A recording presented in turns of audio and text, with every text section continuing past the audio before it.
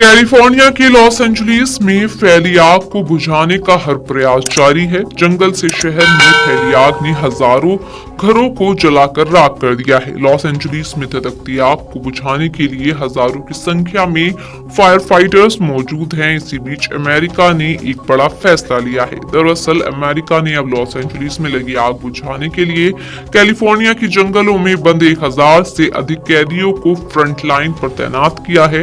इन कैदियों में 18 से 25 वर्ष के करीब 55 युवा बंदी शामिल है।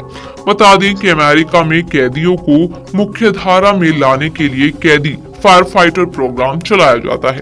इसी के साथ सबसे बड़ी अपडेट सामने आई है कि प्रभावित इलाके के आधे से ज्यादा भूभाग पर आग बुझ चुकी है। अमेरिका की नेशनल वेदर सर्विस ने कहा है कि इस सप्ताह की शुरुआत में हवा की जिस तरह की गति तेज हुई थी, कुछ वैसी ही आशंका 20 जनवरी से शुरू होने वाले अगले सप्ताह में है। अगर सोमवार मंगलवार को कैलिफोर्निया में हवा की गति तेज हुई तो आग फैलने का खतरा एक बार फिर बढ़ जाएगा। लेकिन अभी उस स्थिति के 3 दिन बाकी हैं।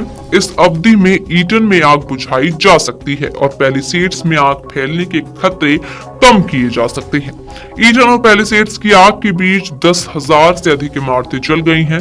लॉस एंजलिस अग्निशमन प्रमुख क्रिस्टन क्राउले ने कहा कि पैलिसेड्स में 5,300 से अधिक इमारतें नष्ट हो गई हैं। ईटन फायर ने 5,000 से ज्यादा इमारतों को नष्ट कर दिया है। अफसरों का कहना है कि सर्वे के बाद ये संख्याएं बदल भी सकती हैं। मौसम और उसके प्रभाव के आंकड़े देने वाली निजी कंपनी एक्यूवेदर ने आग से नुकसान और आर्थिक क्षति का अनुमान बढ़ाकर 135 से 150 अरब डॉलर कर दिया।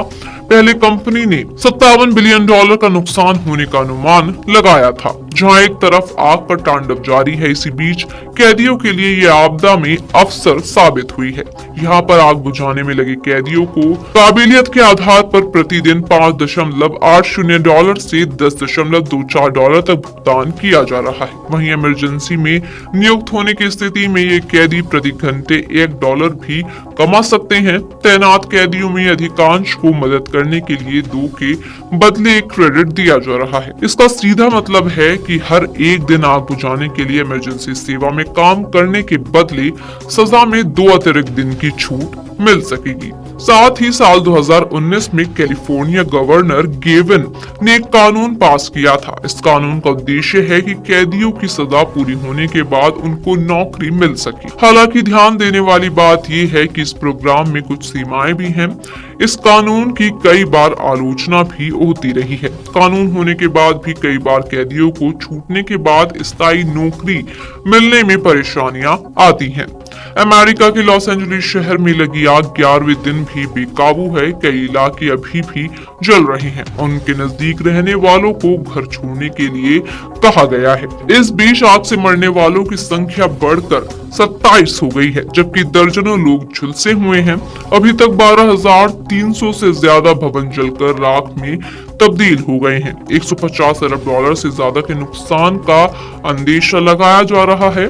दरअसल अमेरिका ने अब लॉस एंजलिस में लगी आग बुझाने के लिए कैलिफोर्निया की जेलों में बंद 1000 से अधिक कैदियों को फ्रंट लाइन पर तैनात किया है। इन कैदियों में 18 से 25 वर्ष के करीब 55 युवा बंदी शामिल हैं। ईटन और पैलिसेड्स की आग के बीच 10,000 से अधिक इमारतें जल गई हैं। लॉस एंजलिस अग्निशमन प्रमुख क्रिस्टन क्राउले ने कहा कि पैलिसेड्स में 5,300 से अधिक इमारतें नष्ट हो चुकी हैं। ईटन फायर ने 5,000 से ज्यादा इमारतों को नष्ट कर दिया है। अफसरों का कहना है कि सर्वे के बाद ये संख्याएं बदल भी सकती हैं।